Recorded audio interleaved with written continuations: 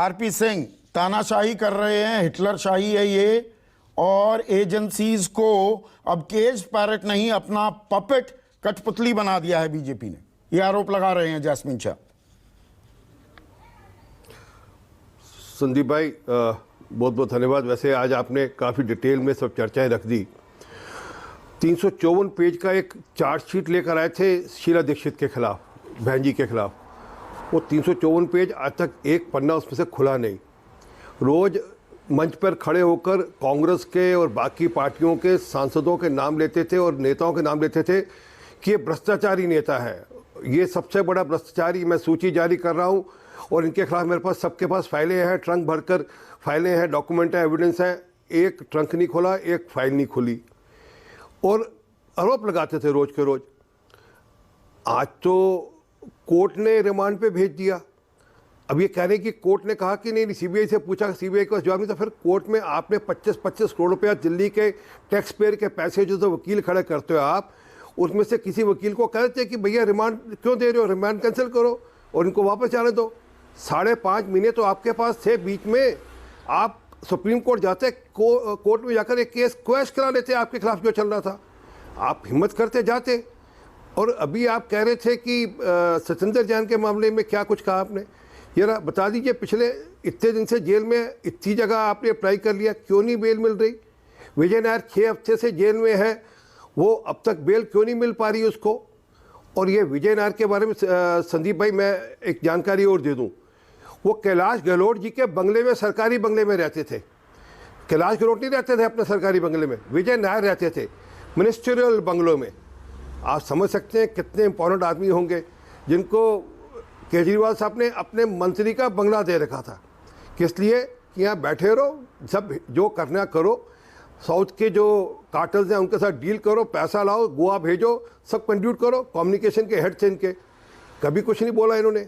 कभी ऐसा हुआ है कि किसी एक व्यक्ति को, इंडिविजुअल को इतनी इंपॉर्टेंस मिली हो? सिर्फ बात यहीं ख़त्म नहीं होती। इशू जो आपने पूछा उसका जवाब नहीं मिला कि जब कोरोना नहीं था, मैं आपको तारीख दे रहा हूँ, 16 दिसंबर से लेकर 15 जनवरी 2021 और 22 के बीच का आप तारीख अपने अभी रिसर्च टीम पर डिबेट कर रहे थे, चेक करा लीजिए। तब कोरोना नहीं था, उस समय 144 करोड़ विवाह कर दिए और बाद में ये पकड़े कहाँ गए? अच्छा इतना ही नहीं, एक 30 नहीं, जो वेव ऑफ करने का है उसी दौरान, एक मिनट, उसी दौरान हरियाणा में, महाराष्ट्र में, सब जगह वो बहुत, ये हम क्योंकि इतनी डिटेल में डिस्कशन कर चुके हैं, वेवर तो हुए हैं। पर मुझे एक चीज बताइए, मैं मुद्दे पर अब आपके साथ भी आ रहा हूं, थोड़ा सा रैपिड फायर आपके साथ। एक बात छोटी संदीप, एक छोटी संदीप, एक छोटी करिए ना, रैपिड फायर करिए, एक छोटी सी एक बात और जानकारी उसका करिए, मैं सारा रैपिड हूं। हाँ, वो कृपा करके जो मैं 1 महीना बता रहा हूं उसका चेक कर लीजिए कि उस समय कोरोना था जी ना था, नहीं था। एक दूसरा, 30 आज तक कभी टेंडर इतिहास में, दुनिया के इतिहास में किसी जिसको L1 टेंडर मिलता हो, वो अपना अगर टेंडर पूरा नहीं करता हो उसको कभी वापस उठाया जाता है क्या? और एक आखिरी बात, क्या कभी ऐसा हुआ है कि पोस्ट फैक्टो अप्रूवल ली जाती है जो काम किए जाते हैं, और जब वो पोस्ट फैक्टो अप्रूवल ले जाती है तब chief secretary red flag raise करता है कि हम इसकी जानकारी, उसकी और कैबिनेट मीटिंग की भी जानकारी चीफ सेक्रेटरी को सुबह दी जाती है पोस्ट फैक्टो की, और LG को होने के बाद दी जाती है, तब रेड फ्लैग रेज होता है और तब ये सबका सब खेल चलता है। क्यों लेते हैं पोस्ट फैक्टो अप्रूवल? बिल्कुल ठीक है, उसके बाद सीबीआई आती है। अब रुकिए ना आरपी भाई, नहीं, वो एक करके तो फिर चलता रहेगा ना सिलसिला। अब सीबीआई पर आ गए ना, रेड फ्लैग हुए, सीबीआई ने जांच शुरू कर दी। अब मुझे एक चीज ये समझाइए, 17 अगस्त 2022 को सीबीआई ने FIR दर्ज की, 7 लोग थे, फिर 10 हुए, 13 हुए, मनीष सिसोदिया का बाद में नाम भी आ गया। नवंबर में चार्जशीट दाखिल करती है सीबीआई, उसमें आरोपियों में मनीष सिसोदिया का नाम नहीं होता। फिर सप्लीमेंट्री चार्जशीट में नाम आता है और 26 फरवरी कल, 7.5 महीने बाद गिरफ्तारी की जाती है। इतना बड़ा घोटाला है, सीबीआई ने जांच शुरू की, जांच शुरू होते ही गिरफ्तारी होती है। यह 7.5 महीने क्या कर रही थी सीबीआई? या आपने रेड फ्लैग शब्द इस्तेमाल किया, आपके ग्रीन फ्लैग का इंतजार हो रहा था क्या कि अब टाइम आ गया, आप मनीष सिसोदिया को गिरफ्तार कर लो?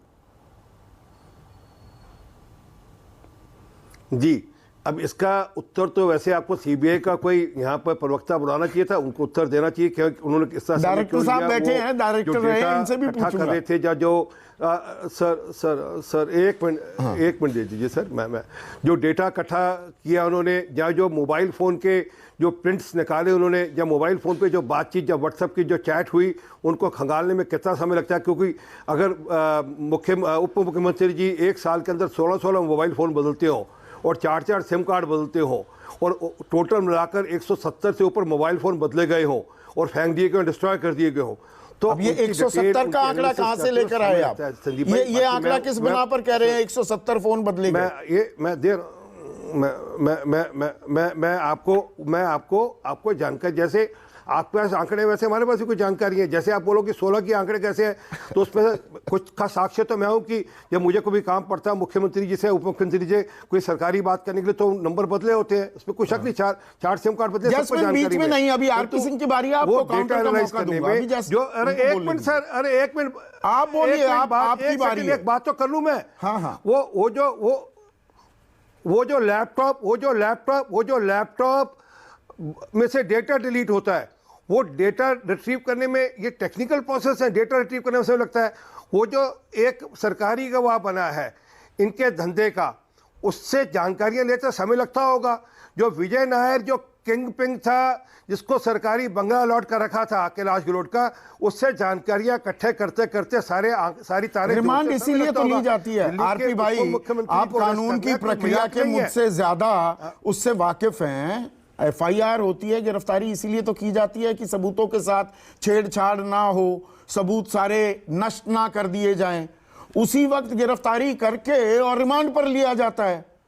तो मतलब पहले साक्ष्य टटोले जा रहे थे क्या, कि एफआईआर ऐसे ही कर दी, फिर साक्ष्य टटोले गए, फिर कुछ मिला, अब गिरफ्तारी हुई? मेरा मूल सवाल ये। सबूत तो नष्ट हुए, उसी के आधार पर सीबीआई ने कहा कि आज कोर्ट क्यों सबूत नष्ट करने का मौका दिया? अगर 17 अगस्त को एफआईआर हो गई थी, गिरफ्तारी होनी चाहिए थी उसी वक्त। जी, अगर सबूत उससे पहले नष्ट हुए हो तो उसका क्या इलाज है? नहीं, जो हो गए वो तो चलिए मानिए। 7.5 महीने में भी कोई आदमी इतना बड़ा आरोप लगाया, वो सबूत क्या मिटाएगा? नहीं, अगर वो आरोपी है। जी, तो कई बार सीबीआई ट्रैप भी ले करती, मुझे नहीं पता, हो सकता है ये साफ बता सकता हूँ कि सीबीआई ट्रैप भी ले करती होगी कि देखें कौन सा सबूत आपने ये डिस्ट्रॉय करेंगे, हम उस पर पकड़ेंगे। परंतु एक बात बड़ी स्पष्ट है कि घोटाला तो हुआ, क्योंकि मैं इसका एक उदाहरण देता हूँ। आप याद करिए, 1 साल पहले से केजरीवाल साहब कह रहे थे सत्येंद्र जैन और सिसोदिया को जेल भेजेंगे, सत्येंद्र जैन और सिसोदिया को जेल भेजेंगे। वो राय साहब का और कैलाश गहलोत जी का नाम नहीं लेते थे, बाकी मंत्रियों का नाम नहीं लेते थे, कि उनको पता है कि घोटाला किसने किया है, किसने घालमेल किया है, उन्हीं का नाम लेंगे। गोपाल राय साहब का नाम क्यों नहीं लिया उन्होंने कभी भी, या कैलाश गहलोत का नाम क्यों नहीं लिया? इसलिए कि उनको पता है कि वो पहले जिन्होंने घोटाले बड़े किए उनका नंबर लगेगा। तो इसलिए ये तो प्रूफ आप देते हो। और एक और बात समझ लीजिए, केजरीवाल साहब भूल गए, वो IRS के अफसर हैं, रेवेन्यू सर्विस के अफसर रहे हैं। वो अभी भी सोच रहे हैं कि रेवेन्यू सर्विसेज 1990 और 2000 के हिसाब से चलता है। ये 2023 है सर, मोदी जी का समय है। टेक्नोलॉजी बहुत, जिस प्रकार से चोर या चोरी करने वाले भ्रष्टाचार करने टेक्नोलॉजी का इस्तेमाल करते हैं, वैसे टेक्नोलॉजी, उससे अच्छी टेक्नोलॉजी आजकल सरकारी महकमे के लोग भी यूज करते हैं। बहुत अच्छी बात कही आपने आरपी सिंह। ये मोदी युग है, टेक्नोलॉजी का इस्तेमाल भी बदल चुका है और वैसी टेक्नोलॉजी हमारे महकमों के पास है। तो जैस्मिन शाह जो आरोप लगा रहे हैं कि इनके घोटाले के पीछे तो पड़े हो, ईडी सीबीआई की सारी कार्रवाई या 95% लोग वो विपक्षी खेमे के ही होते हैं, ये बड़े बड़े घोटालों की खबरें आती हैं, अडानी समूह पर इतने गंभीर आरोप लगते हैं, 58% उनकी मार्केट कैपिटलाइजेशन खत्म हो जाती है, उसमें पीएमएलए के आरोप हैं कि मॉरिशस रूट से जो पैसा आ रहा है और पैसा भी रक्षा से जुड़ी कंपनियों में जहां पर दखल है अडानी का, वहां पर ये मॉडर्न टेक्निक कहां चली जाती है? वहां सन्नाटा क्यों हो जाता है? मैं इसका एक लाइन का जवाब दूंगा कि आपको क्या पता कि जहां छुनी हो रही, जहां हो रही है, ऐसा तो आप सोच रहे हैं। चोरी चोरी चुपके चुपके हो रही है, को लेकर 7.5 महीने लग सकते हैं। अरे अरे एक मिनट साहब, अभी तो आपने कहा सिसोदिया साहब की चोरी चुपके हो रही थी।